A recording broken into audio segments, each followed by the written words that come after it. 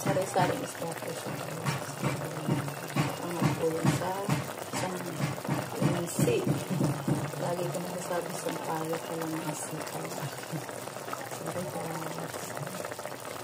Sarap po yan.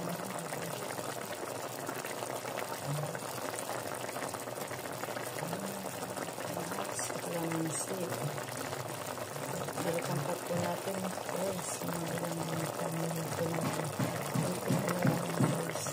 Tender pa lang.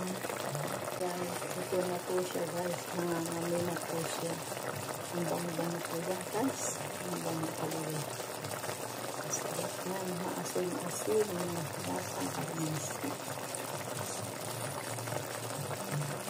Okay na po siya guys. Ito na po siya guys. Kakain na po tayo guys. So guys, ito na nga ating ulam. Maya-maya guys, kakain na po tayo guys. Nakasalang pa kasi po yung sinain natin. Hindi pa siya ganong inilig. Kaya yan po. Ito ang final na ito na guys. Diba? Sarap guys.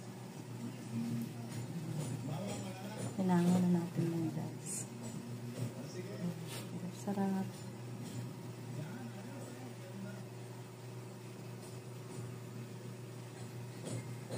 Hello guys. Ito na po ang ating ulam.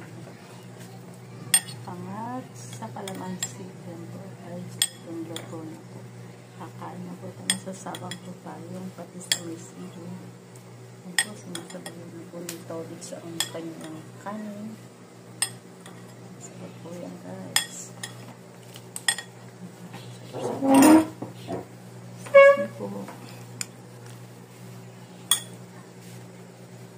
Kuha na po siya guys.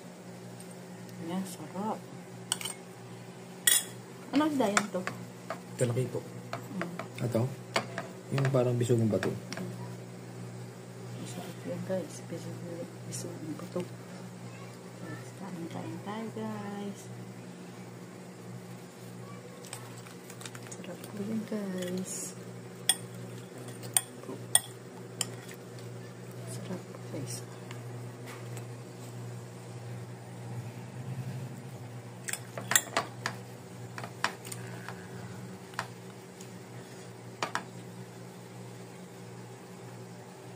Okay lang timpla to.